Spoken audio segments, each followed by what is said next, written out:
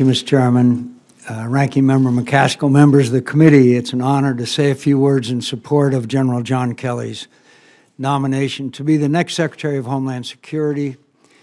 He's an excellent choice, superbly well qualified for the position, and in person of the highest integrity.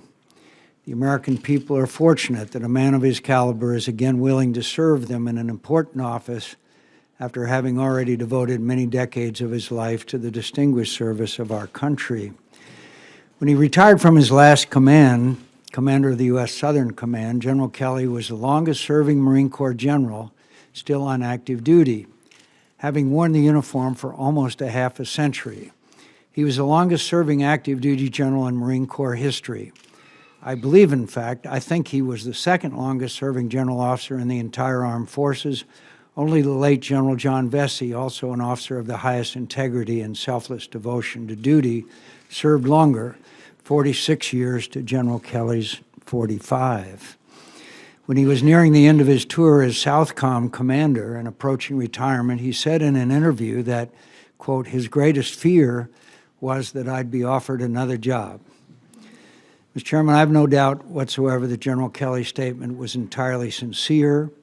Those of us who have had the privilege of knowing General Kelly for a while, who have heard him testify before our committees and paid attention to his answers to our questions, know that John Kelly says what he believes to be the truth, always, no matter the inconvenience it might cause him. Speaking truth to power is something he's renowned for, and no less for his respect for the chain of command. Secretary Gates, who is here, one of our great leaders, will mention his relationship with him when they served together.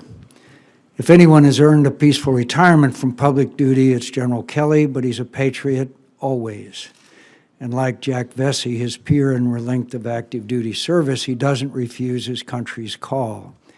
President Reagan called General Vesey out of retirement to serve as his special emissary to Vietnam to get an accounting for America's missing from the war. President-elect Trump has asked General Kelly to lead the Department of Homeland Security and help keep the American people safe from those who wish us harm. It's work he's obviously well qualified for. He served 3 tours of duty in Iraq. He was a key figure in helping sustain the Anbar awakening that, with the surge, turned around a war that we were near to losing. In that role, he learned the value of developing local relationships based on mutual respect, a lesson that served him well in future commands. As Southcom commander, General Kelly was highly regarded for the skill and success he had developing close working relationships with the civilian and military leaders of Latin America and the Caribbean. Many of those leaders consider him a friend. They all respect him. Even more important for his pending assignment, General Kelly has extensive experience with many of the challenges that await him as Homeland Security Secretary. The threats to our security posed by drugs and violence that make their way into our country across our southern border, and the potential for developing strains of Islamic extremism in the hemisphere to foment terrorist attacks here. He's the right man to meet these and the many other challenges awaiting him. General Kelly isn't, I'm sorry to say, a graduate of the United States Naval Academy. It might surprise the committee that I don't find that lack of credential disqualifying. I barely graduated from the place myself. But he has more impressive credentials. He enlisted in the United States Marine Corps. General Kelly came from modest beginnings, as do most enlisted men and women in our armed services. He's the proud son of his working-class family in the great city of Boston. In conversations with me, he's recalled the childhood friends he's lost to the scourge of drug abuse. Before he went to college, he volunteered to risk his life and limb in an infantry company of the 2nd Marine Division. He was a sergeant when he left the Corps and a 2nd lieutenant when he returned to it 4 years later.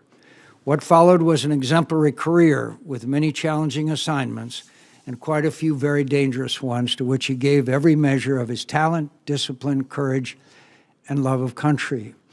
General Kelly has sacrificed a great deal for his country, more than most, and in every day of his service, he knew and respected and remains in awe of the courage and dedication of the men and women, enlisted and officers, who stand in harm's way so that the rest of us can pursue our aspirations and live our peaceful lives without fear of the terrors they face for our sake. Should he be confirmed as he deserves to be, I'm confident he will be. He will be entitled to the appellation, quote, the Honorable. Few cabinet secretaries will have deserved it more. I endorse his nomination wholeheartedly with gratitude for his willingness to serve and for the honor of introducing him to you today.